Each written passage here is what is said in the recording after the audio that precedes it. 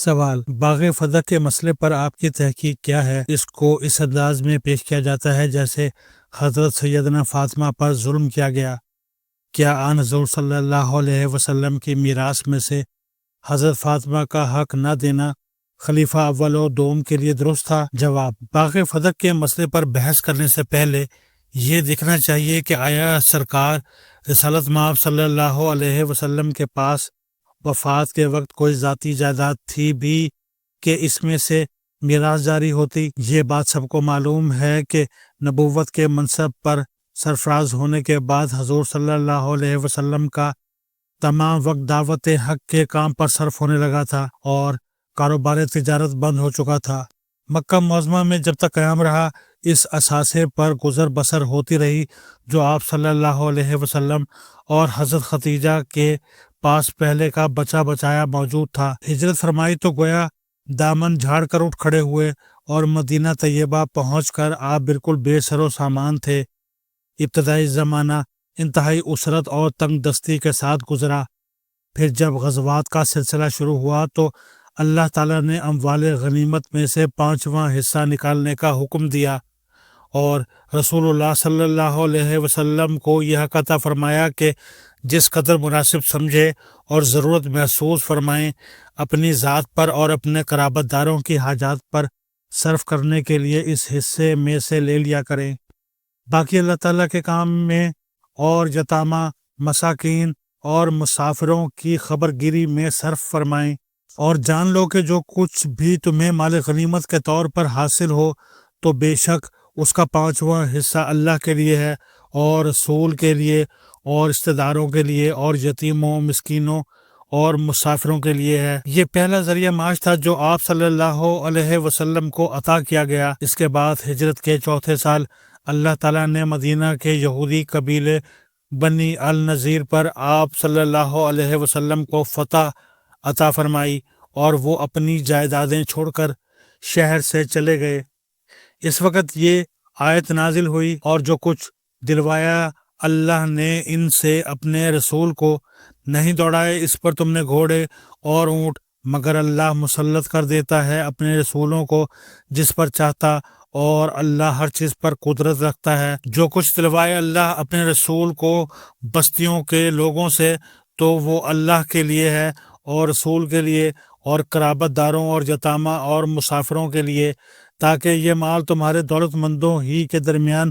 نہ گردش کرتا رہے۔ اس آیت کی روح سے اللہ تعالیٰ نے ان تمام اموال، جائیدادوں اور علاقوں کو جو براہ راست جنگی کارروائیوں کے ذریعے سے فتح نہ ہوئے ہوں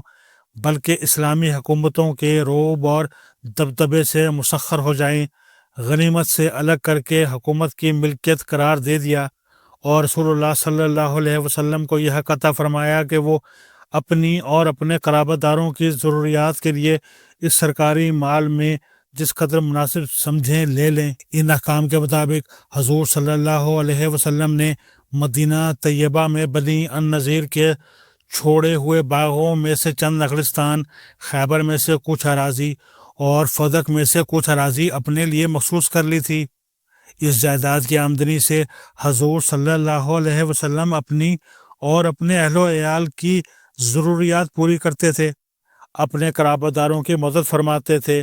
اور جو کچھ بچتا تھا اسے اللہ تعالیٰ کی راہ میں صرف فرما دیتے تھے۔ غور کیا جائے تو صاف سمجھ میں آتا ہے کہ ان دونوں ذرائع غنیمت اور فیض سے جو کچھ حضور صلی اللہ علیہ وسلم کو عطا کیا گیا اس کی نوعیت یہ نہیں تھی کہ آپ صلی اللہ علیہ وسلم نے اپنے ذاتی کاروبار سے کوئی جائیداد پیدا کی ہو اور وہ آپ صلی اللہ علیہ وسلم کے بعد بھی آپ صلی اللہ علیہ وسلم کی ملک رہے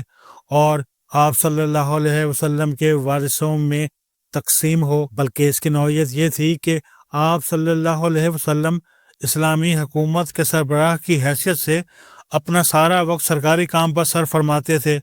اور اپنا کوئی ذاتی ذریعہ معاش نہیں رکھتے تھے۔ اس لیے آپ صلی اللہ علیہ وسلم کو یہ حق عطا فرمایا گیا کہ حکومت کی املاک میں سے اتنی جائیداد اپنے تصرف میں رکھیں جس سے آپ کی ضروریات پوری ہو سکیں۔ ظاہر ہے کہ اللہ کے رسول صلی اللہ علیہ وسلم نے نبوت کا یہ کار عظیم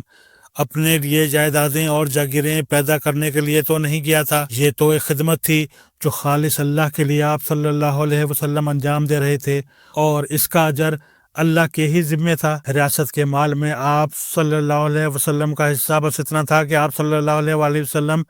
اپنے نفس کے اور اپنے اہل و عیال اور حاجت مند قرابت داروں کے حقوق ادا کر سکیں۔ یہ حصہ آپ صلی اللہ علیہ وسلم کی حیات طیبہ تک ہی باقی رہ سکتا تھا۔ آپ صلی اللہ علیہ وسلم کی وفات کے بعد اس کو ذاتی املاک کی طرح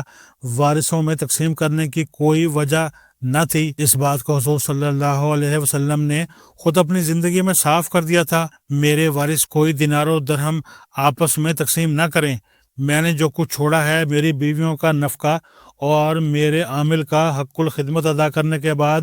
وہ سب صدقہ ہے، ہمارا کوئی وارث نہیں ہوتا، جو کچھ ہم نے چھوڑا وہ صدقہ ہے۔ محمد صلی اللہ علیہ وسلم کے گھر والے تو اس مال میں سے بس کھا لیتے ہیں، کھانے بھر سے زیادہ لینے کا انہیں حق نہیں ہے۔ اللہ عز و جل کسی نبی کو بسر اوقات کے لیے جو کچھ دیتا ہے وہ اس کی وفات کے بعد اس شخص کے حوالے کر دیتا ہے جو اس کا جانشین ہو۔ اس مال کے متعلق حضور صلی اللہ علیہ وسلم کی یہ ہدایات کچھ خفیہ نہ تھیں، بلکہ تمام جلیل القدر صحابہ کرام ان کو جانتے تھے۔ حضرت ابو بکر صدیق اور حضرت عمر ہی تنہا ان کے راوی نہیں ہیں، حضرت علی، حضرت عباس، حضرت عبد الرحمن بن عوف، حضرت سعد بن ابی وقاص، حضرت طلحہ اور حضرت زبیر،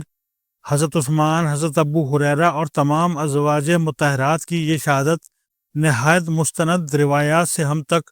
پہنچی ہے کہ حضور صلی اللہ علیہ وسلم نے اپنے ترکے کی یہی نوعیت بیان فرمائی تھی۔ اس فرمان مبارک کے ہوتے ہوئے کون شخص یہ تصور کر سکتا ہے کہ حضور صلی اللہ علیہ وسلم کے خلفاء آپ صلی اللہ علیہ وسلم کی چھوڑی ہوئی جائیداد کے معاملے میں کوئی دوسرا فیصلہ کرنے کے مجاز ہو سکتے تھے؟ اب دیکھیے کہ حضور صلی اللہ علیہ وسلم کی وفات کے بعد مطالبہ میراث کس طرح اٹھا، اور آپ صلی اللہ علیہ وسلم کے خلفاء نے اس پر اپنے اپنے زمانوں میں کیا کارروائی کی۔ شرعی قاعدے کے مطابق میراث کا مطالبہ کرنے کے حقدار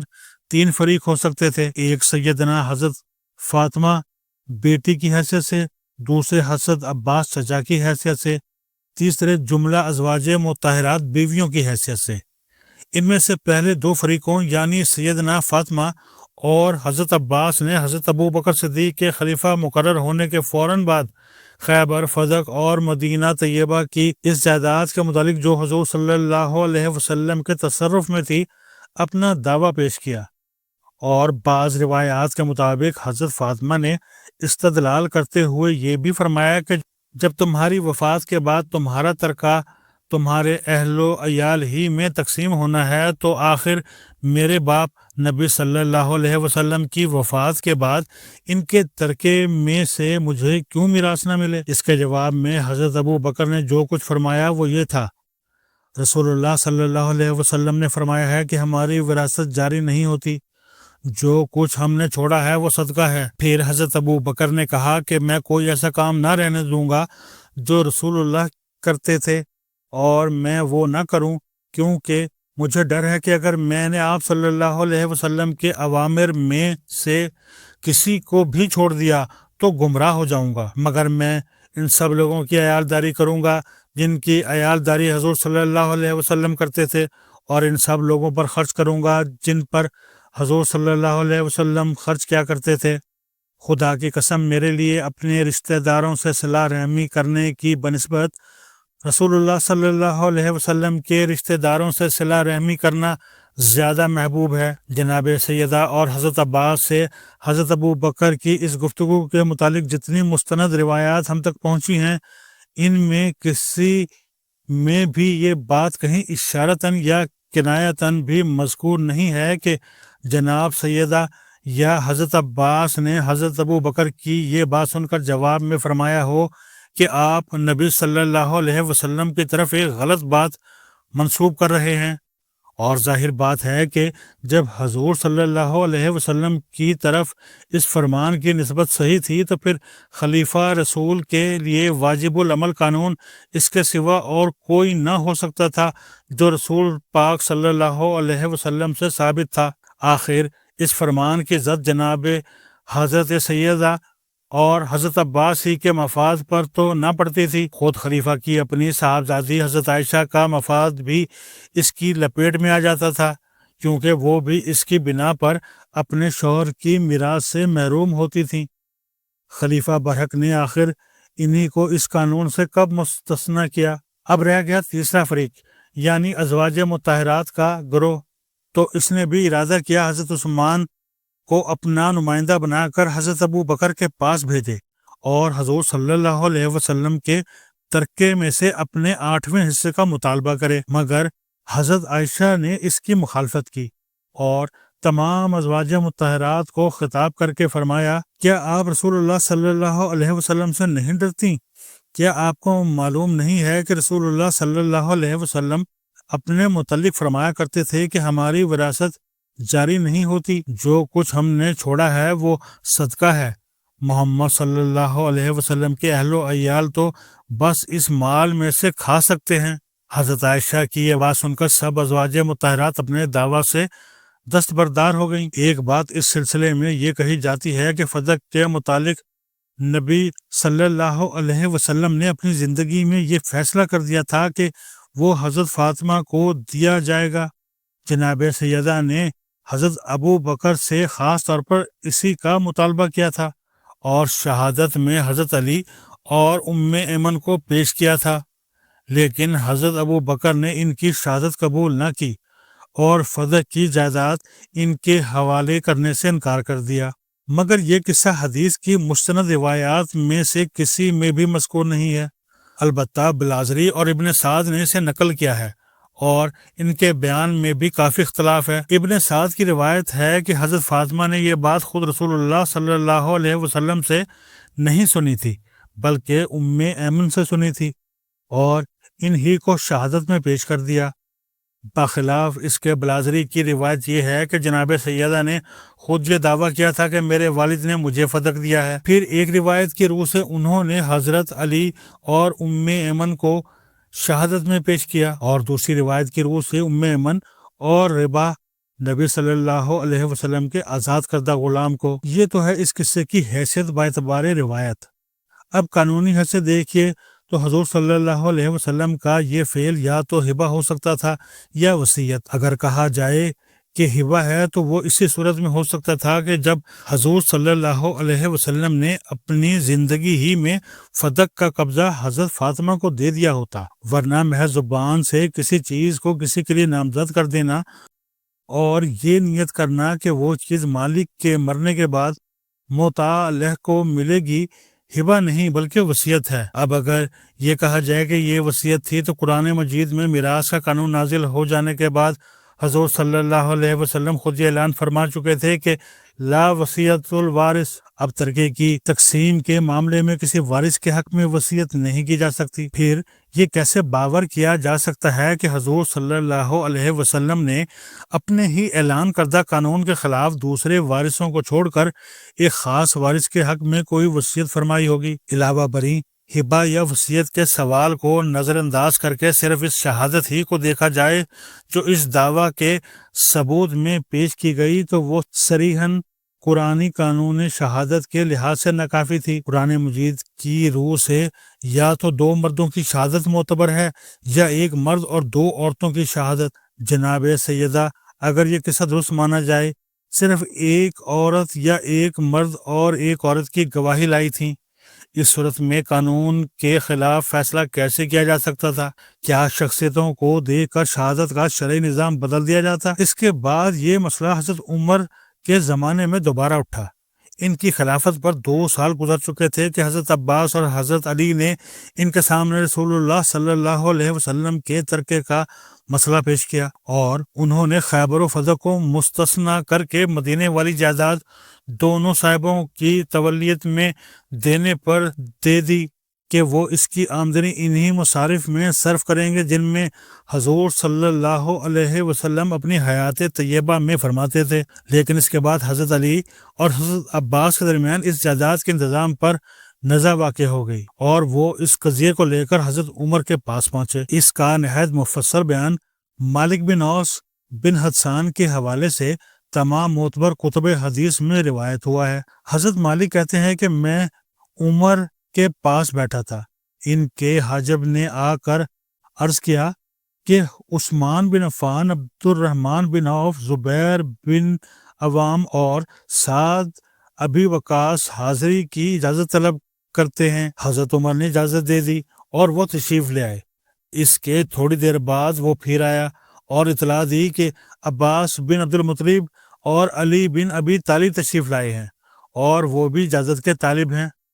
حضرت عمر کے اجازت دینے پر دونوں صاحب اندر تشریف لے آئے اور سلام کے بعد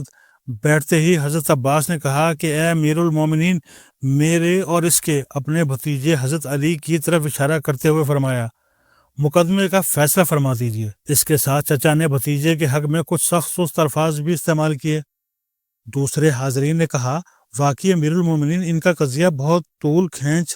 گیا ہے، آپ انہیں اس جھگڑے سے نجات دلائیے۔ حضرت عمر نے کہا، ٹھہریے، میں آپ صاحبوں کو اس خدا کا واسطہ دے کر پوچھتا ہوں جس کے حکم سے زمین و آسمان قائم ہیں،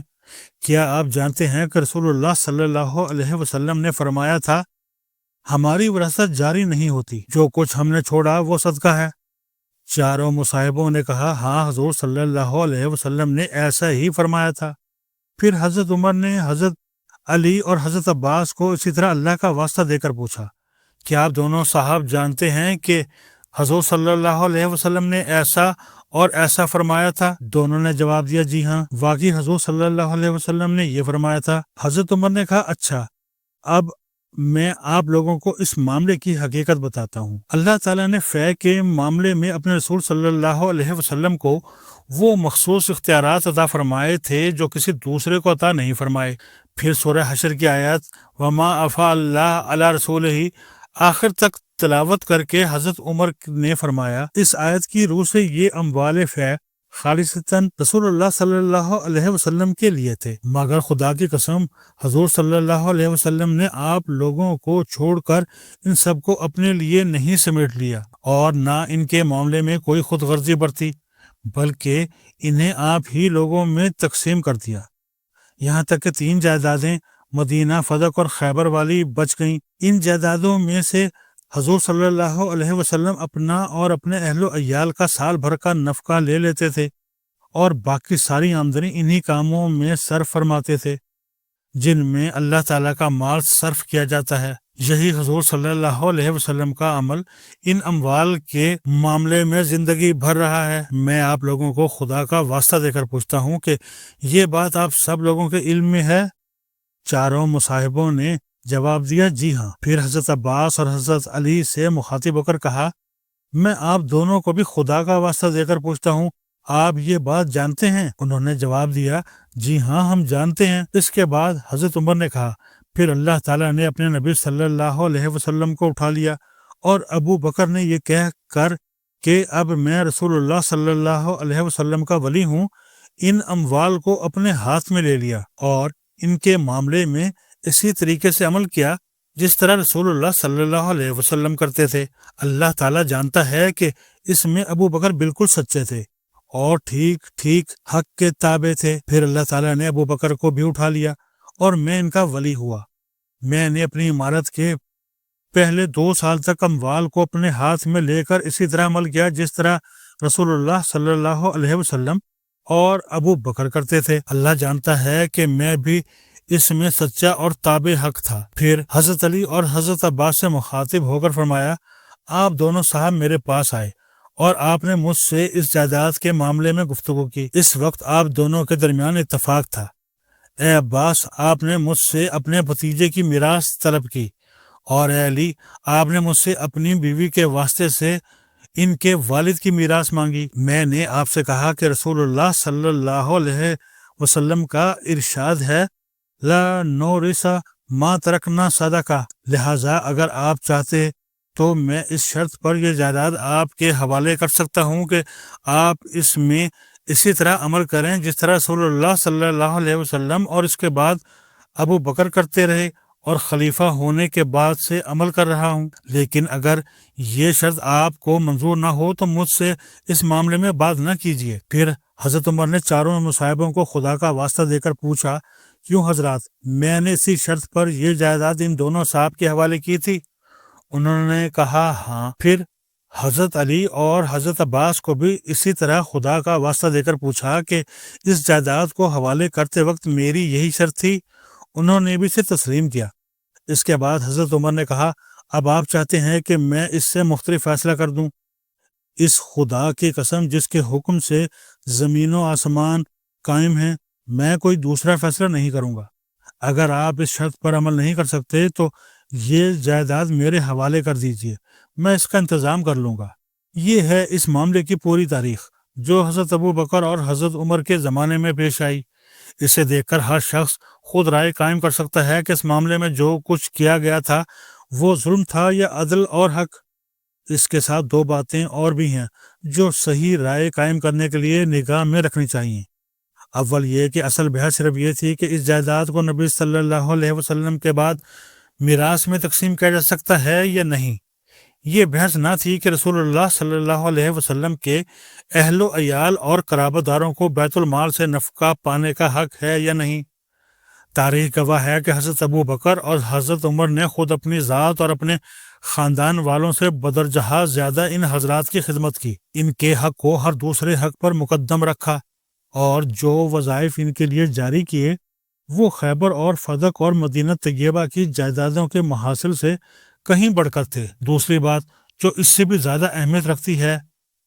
بلکہ اس مسئلے میں فیصلہ کن ہے، وہ یہ ہے کہ خود سیدنا حضرت علی جب خلیفہ ہوئے تو انہوں نے بھی اس جائیداد کو رسول اللہ صلی اللہ علیہ وسلم کی میراث قرار دے کر وارثوں میں تقسیم نہیں کیا، بلکہ اسے بدستور وقف فی سبیل اللہ ہی رہنے دیا۔ سوال یہ ہے کہ اگر یہ واقعی میراثی تھی تو حضرت علی کے لیے اپنے زمانہ اقتدار میں وارثوں کو اس سے محروم رکھنا کیسے جائز ہو گیا؟ اسے ظلم ہی کہنے کو کسی کا جی چاہتا ہو تو پھر اسے اتنا انصاف تو کرنا ہی چاہیے کہ جس نے اس کا ارتکاب کیا ہے ان سب کو ظالم کہے۔ ایک ہی فعل پر کسی کے حق میں ایک فیصلہ اور کسی دوسرے کے حق میں دوسرا فیصلہ کرنا حق پرست آدمی کا کام نہیں ہے۔